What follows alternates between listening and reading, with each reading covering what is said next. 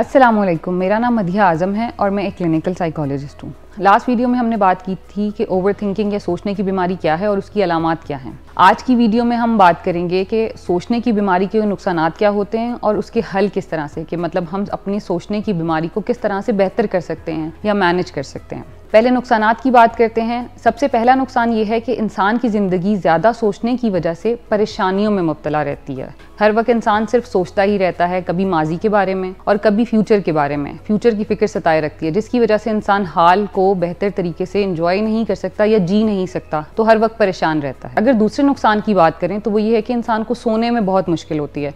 इंसान की नींद डिस्टर्ब होती है, क्योंकि जब इंसान अपने बिस्तर पर जाता है और दिन भर की सोचें और माजी की सोचें इंसान को बहुत ज़्यादा इफेक्ट करती हैं, तो वो इंसान सो नहीं सकता। और जब इंसान सो नहीं सकेगा तो दिन भर की जो भी एक्टिविटीज़ हैं वो बेहतर तरीके से परफॉर्म नहीं कर सकेगा, जिसकी वजह से दिन भर की एक्टिविटीज़ भी मुतासिर होंगी। अगर हम तीसरे नुकसान की बात करें तो वो ये है कि इंसान की सोशल लाइफ बहुत ज़्यादा इफेक्ट होती है, क्योंकि एक अलामत ये थी कि इंसान जो है वो दूसरे इंसानों की बातों में से, उनके रवैयों में से पोशीदा मायने तलाश करता है। तो इसी तरह जब इंसान किसी दोस्त से मिल रहेगा, अपनी फैमिली में किसी से मिलेगा, तो उनकी बातों के अंदर से पोशीदा मायनों को तलाश करना शुरू करेगा, जिसकी वजह से उसके रिलेशन डिस्टर्ब होंगे। वो किसी से तरीके से बात नहीं कर सकेगा, उसके रिलेशन बहुत ज़्यादा डिस्टॉर्ट होना शुरू हो जाएंगे, जिसकी वजह से जो है वो हर वक्त अपने आप को तन्हा महसूस करेगा और लोगों से खिंचा खिंचा रहने लगेगा। तो इसका मतलब है कि उसकी सोशल लाइफ भी खराब होना शुरू हो जाएगी। अगर हम वर्क लाइफ की बात करें तो चौथा नुकसान ये है कि इंसान की वर्क लाइफ बहुत ज़्यादा मुतासिर होती है, कि इंसान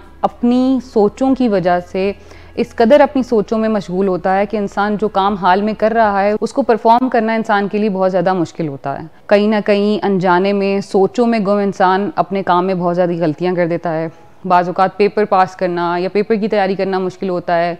घर के कामों में अगर हाउसवाइफ हैं तो वो सोचों में इस कदर मशगूल हैं कि वो अपने दिन भर के जो घर के काम हैं, बच्चों की तैयारियाँ हैं, वो सही तरीके से नहीं कर पाती। अगर बच्चे हैं तो वो सोचों की वजह से अपना होमवर्क या बाकी सारी एक्टिविटीज़ प्रॉपर तरीके से नहीं कर पाते। तो ये कुछ नुकसानात हैं जिसकी वजह से इंसान की जो है वो लाइफ ख़राब हो रही होती है। सोचने की वजह से इंसान की सेहत बहुत ज़्यादा मुतासिर होती है। सर में दर्द रहना, हर वक्त थकन महसूस करना, किसी से बात करने का दिल ना करना, अच्छे से खाना ना खाना, भूख ना लगना, ये सब वो नुकसानात हैं जो सोचने की बीमारी के साथ साथ इंसान की ज़िंदगी में आते चले जाते हैं। ये तो थे वो सारे नुकसानात। अब हम बात करेंगे कि इन सारे नुकसानात को हम किस तरह से बेहतर कर सकते हैं या मैनेज कर सकते हैं, क्योंकि अगर सोचने की बीमारी हमारी ज़िंदगी को मुतासिर कर रही है तो बहुत सारी टेक्निक्स ऐसी भी होंगी जिसकी मदद से जो है वो हम अपनी ज़िंदगी को बेहतर कर सकते हैं। अगर हम पहली टेक्निक की बात करें तो वो ये है कि इंसान जो है सबसे पहले अपनी सोच के लिए एक टाइम मुख्तसर कर ले, कि एक पर्टिकुलर टाइम है, मैं उसी में सोचूंगा, अदरवाइज मैं बाकी सारा जो टाइम है वो अपनी नॉर्मल एक्टिविटीज़ को दूंगा। फॉर एग्जांपल अगर हम बात करें तो हम ये कहेंगे कि पूरे दिन में 1 घंटा, जैसे रात सोने से पहले या सुबह का कोई टाइम जो मेरे पास फारिग होता है, जिस वक्त मेरे पास करने को कोई काम नहीं होता, मैं उस वक्त जो है जो भी मेरी दिन भर की सोचें हैं, जो भी मेरे काम हैं,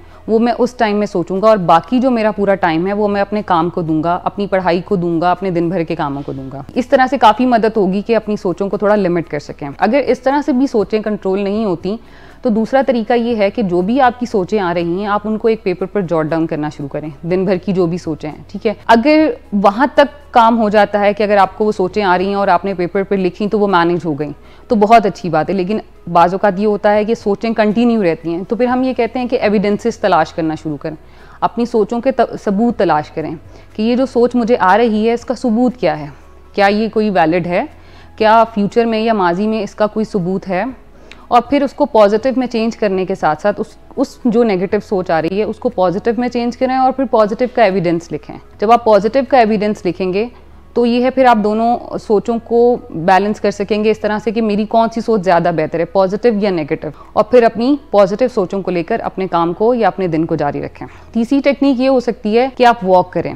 हेल्दी एक्टिविटीज़ बहुत ज़्यादा ज़रूरी है, क्योंकि हम ये कहते हैं कि वॉक एक नेचुरल ट्रैंक्विलाइज़र है या पेन किलर है जो हमारे मूड मिजाज और हमारी सोचों को बेहतर करता है। क्योंकि ज़्यादा सोचने की वजह से हमारी सेहत और हमारी जिस्मानी सेहत बहुत ज़्यादा मुतासिर होती है। तो वॉक करने से हम थोड़ा अपने मूड को बेहतर कर सकते हैं। तो वॉक एक बेहतर एलिमेंट है कि अगर आप वॉक करते हैं तो आपकी सोचें काफ़ी हद तक लिमिट हो जाती हैं। इस तरह करने से भी अगर सोचें बेहतर नहीं होती तो एक तरीका यह है कि आप लाउडली अपने आप को बोलें कि नहीं, अभी नहीं सोचना है, बाद में सोचूंगा, जिसको हम कहते हैं ओवरटली जो है वो अपनी सोचों को स्टॉप करना, जिसको हम कहते हैं स्टॉप थिंकिंग, कि हम किस तरह से अपनी सोचों को स्टॉप कर सकते हैं। उसमें यह है कि आप फॉर एग्जाम्पल अगर आपको कोई सोच नेगेटिव आई है तो आप फिलहाल ये बोलेंगे फॉर एग्जाम्पल कि स्टॉप मदिहा, इस वक्त मुझे नहीं सोचना है, बाद में इस बारे में हम सोचेंगे या बात करेंगे। ठीक है, तो ओवरटली लाउडली अपने आप को आप ये मैसेज दे सकते हैं कि नहीं, इस वक्त नहीं, बाद में इस बारे में बात करेंगे या बाद में इस बारे में सोचेंगे। एक और हल ये हो सकता है लोग जो बात कर रहे हैं उस बात पे फोकस करें, ना कि उनके बारे में या उन्होंने जो बात की उसके पोशीदा मायने तलाश करें।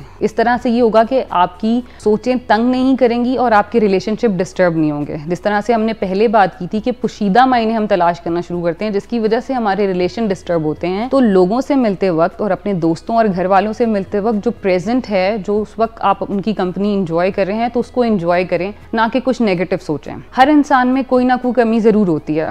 जितने भी लोग इस दुनिया में मौजूद हैं कोई भी परफेक्ट नहीं है, हर किसी में कोई ना कोई कमी है। तो अपनी कमियों को सोचने के बजाय अपनी खूबियों को जानने की कोशिश करें। उसके लिए सबसे बेहतर तरीका ये हो सकता है कि आप एक पेपर लें और जो भी आपको लगता है कि आप में अच्छी चीज़ें हैं आप उनको एक पेपर पे लिख लें। ठीक है, और उसके बाद खुदा का शुक्र अदा करें उन खूबियों पे कि अल्लाह ताला ने इतनी सारी खूबियां हमारे अंदर पैदा की हैं, और अपनी खूबियों से फ़ायदा उठाते हुए अपनी ज़िंदगी को बेहतर करें कि मैं इन खूबियों से किस तरह से फ़ायदा उठा सकता हूं कि मेरी ज़िंदगी बेहतर हो सके, ना कि नेगेटिव साइड पे जाए। सबसे लास्ट हल ये है कि हम ये कह सकते हैं कि हम हाल में रहने की कोशिश करें, माजी की गलतियों और पछतावों की तरफ ना जाए। बाज़ औक़ात माजी की गलतियाँ या मुस्तकबिल की सोचें हमें हाल से दूर कर देती हैं। तो हमारा ये गोल होना चाहिए कि हम इस वक्त हाल में मौजूद हैं, तो हमें अपने हाल को एंजॉय करना है। जो हमारे में माजी में हो चुका उसको भूल जाएं या उसको माफ़ कर दें या फॉरगिव कर दें, क्योंकि अगर आपका हाल बेहतर होगा तो आप अपने मुस्तकबिल को बेहतर कर सकते हैं। तो आप अपने मुस्तकबिल के बारे में ना सोचें बल्कि अपने हाल में जिएं और अपने हाल को एंजॉय करें। इन सारी टेक्निक्स के बावजूद भी अगर आपकी सोचें जो हैं वो मैनेज नहीं होती हैं और फिर भी सोचों का एक तांता बंधा रहता है जिसकी वजह से आपकी ज़िंदगी मुतासिर होती है, तो उसके बाद ये है कि आप किसी भी प्रोफेशनल साइकेट्रिस्ट या साइकोलॉजिस्ट से कंसल्ट करें ताकि आप बेहतर मदद ले सकें और अपनी ज़िंदगी को भरपूर एंजॉय कर सकें। उम्मीद है कि आपको मेरी ये वीडियो पसंद आई होगी। नेक्स्ट वीडियो के साथ इंशाल्लाह फिर हाजिर होंगे। Thank you so much.